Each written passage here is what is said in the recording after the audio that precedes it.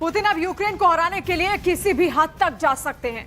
Putin ने बता दिया कि जो बाइडेन और जेलेंस्की जहां सोचना खत्म करते हैं वहां से उनका दिमाग दौड़ने लगता है। और अब पुतिन ने एक ऐसी बात कह दी जिससे जेलेंस्की की क्लस्टर बम वाली खुशी पर पानी फिर गया है। पुतिन अंतर्यामी है। पुतिन सब जानते हैं। पुतिन दुश्मन की रग रग से ही नहीं, उसके बम से भी वाकिफ है। पुतिन सब जानते हैं, दुश्मन की ताकत भी, उसकी कमजोरी भी। इसी वजह से पुतिन का खौफ यूरोप से लेकर अमेरिका तक फैला हुआ है और पुतिन सब खामोशी से देख रहे हैं और समझ रहे हैं।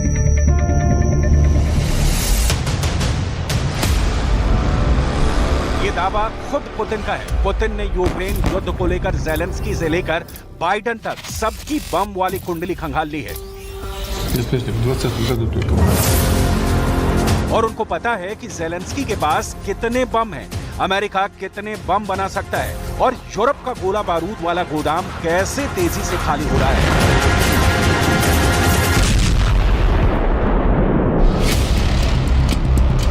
पुतिन ने यूक्रेन को अमेरिका से क्लस्टर बम मिलने की रिपोर्ट के बाद जो इंटरव्यू दिया है, उसकी बातों को बहुत गौर से समझिएगा। आपको यूक्रेन युद्ध को लेकर पुतिन की चालाकी की एक छोटी सी मिसाल मिल जाएगी।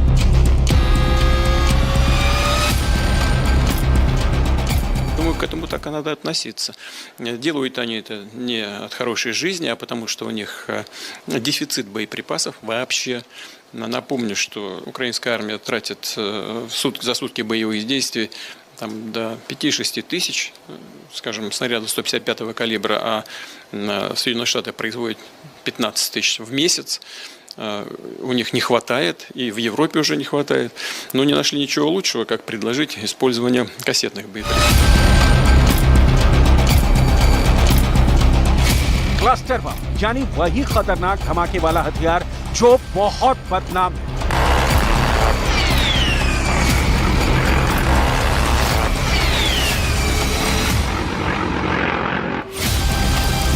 आधी दुनिया जिससे नफरत करती है, लेकिन अब वही क्लस्टर बम देना जेलेंस्की से ज्यादा अमेरिका और यूरोप की मजबूरी बन गया है।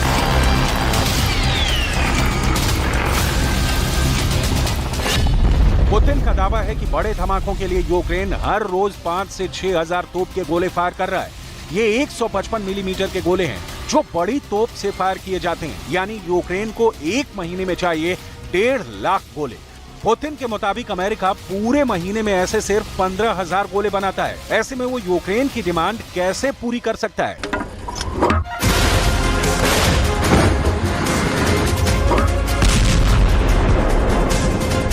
ये M777 जैसी तोप से फायर किए जाने वाले गोले हैं और पुतिन को पता है कि इतने गोले ना तो अमेरिका के पास हैं ना यूरोप के पास।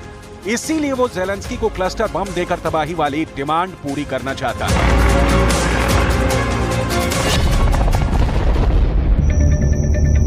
यानी पुतिन को पता है कि जेलेंस्की के पास कितने गोले हैं, उनका स्टॉक कितना भरा है। पुतिन जानते हैं कि यूरोप के हथियार खत्म हो रहे हैं, नाटो का हथियार गोदाम दिवालिया होने जा रहा है। पुतिन को यह भी पता है कि अमेरिका की फैक्ट्री में कितने बम बनते हैं। कह सकते हैं कि पुतिन के पास पेंटागन का हर सीक्रेट मौजूद है। उन्हें नाटो के वॉर प्लान की भी पूरी जानकारी है, इसीलिए पुतिन अंतर्यामी कहे जा रहे हैं। पुतिन का अल्टीमेटम बहुत खतरनाक है और इस बार पुतिन माफ करने का इरादा नहीं रखते। ये बात उनके इंटरव्यू से जाहिर हो चुकी है। Достаточный запас различного рода кассетных боеприпасов. Различного рода. Мы до сих пор этого не делали, не применяли, и у нас не было такой необходимости. Несмотря на известную нехватку в определенный период времени, и у нас тоже боеприпасов, но...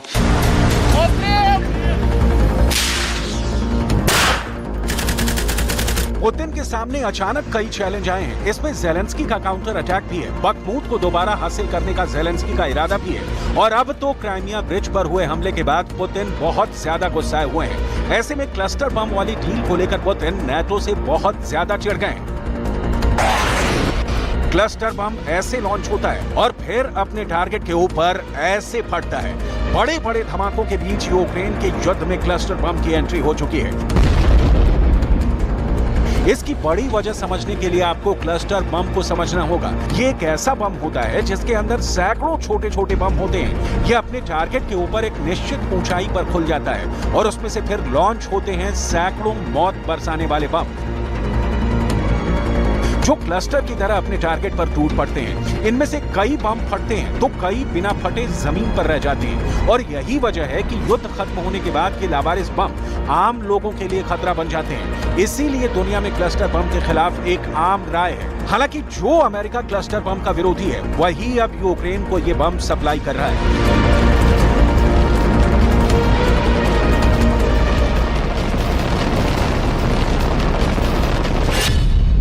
क्लस्टर बम बहुत ही खतरनाक हथियार माना जाता है। क्लस्टर बम पर 120 से ज्यादा देशों ने पाबंदी लगाई हुई है। इनमें अमेरिका भी है और इसी बात पर पुतिन ने बहुत बड़ा सवाल उठाया है। Что касается кассетных боеприпасов, то оценку этим боеприпасам дала сама администрация Соединенных Штатов устами своих сотрудников некоторое время назад, когда использование кассетных боеприпасов было названо самой администрацией США преступлением. जब से बाइडेन ने ज़ेलेंस्की को क्लस्टर बम का तोहफा भेजा है उसके बाद रूस के तेवर देखने वाले हैं, क्योंकि अब पुतिन ने दिखा दिया अपना क्लस्टर बम का गोदाम। पुतिन के हथियार गोदाम में क्लस्टर बम का बड़ा स्टॉक रखा हुआ है। ये बात पुतिन ने बताई है कि उनका क्लस्टर बम अमेरिका से भेजे गए क्लस्टर बम से ज्यादा खतरनाक है। पुतिन के गोदाम में एक नहीं 10 तरह के क्लस्टर बम है। पुतिन का क्लस्टर बम ऐसी मौत देता है जिसे देखकर रूस के दुश्मनों की रूह कांप जाएगी। पुतिन ने बहुत साफ साफ शब्दों में कह दिया है कि उनके पास क्लस्टर बम का गोदाम भरा पड़ा है। ये बम रूस ने नाटो के लिए तैयार रखे हुए थे, लेकिन अब ज़ेलेंस्की को अमेरिका से क्लस्टर बम मिलने के बाद पुतिन इस गोदाम का दरवाजा खोलने पर मजबूर हो गए।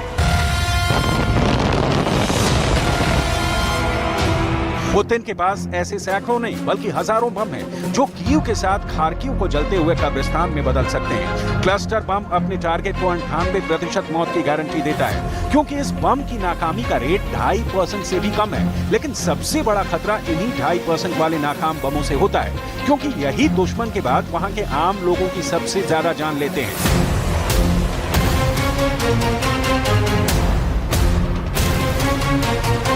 रूस की हथियार फैक्ट्री और वहां के बम और गोला बारूद वाले गोदाम को लेकर पुतिन का आत्मविश्वास बहुत ज्यादा बढ़ा हुआ है।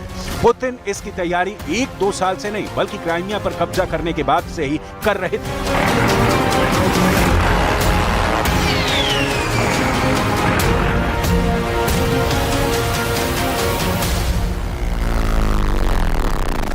पुतिन ने अब तक अपने असलहे वाले गोदाम से जो मांगा है पुतिन को वो मिला है और अब पुतिन की हथियार वाली फैक्ट्री 24/7 काम कर रही है। पुतिन की हथियार फैक्ट्री देखिए, इसमें टैंक भी बन रहा है, इसमें मिसाइल भी तैयार हो रही है, इसमें ड्रोन भी बन रहे हैं और इसमें बम और गोला बारूद भी तैयार हो रहा है। इस फैक्ट्री में एक बड़े मिशन मोड में काम चल रहा है। पुतिन यहाँ जरा भी देर नहीं चाहते। पुतिन यहाँ हफ्तों के 7 दिन और दिन के 24 घंटे काम करवा रहे हैं। पुतिन की हथियार फैक्ट्री में क्या क्या बन रहा है, कौन कौन से हथियार तैयार हो रहे हैं, इसकी पूरी डिटेल आपको बताएंगे। ये ऐसी डिटेल है जिस पर ज़ेलेंस्की से ज्यादा नजर बाइडेन की है, नाटो देशों की है, क्योंकि यहाँ का प्रोडक्शन रेट तय करेगा कि पुतिन का युद्ध कितने दिन चलेगा। पुतिन इस रेट को 100% वाली गारंटी से बरकरार रखना चाहते हैं। हथियारों का प्रोडक्शन बढ़ा और असलहा तेजी से तैयार हुआ तो पुतिन ज्यादा दिन तक युद्ध कर पाएंगे।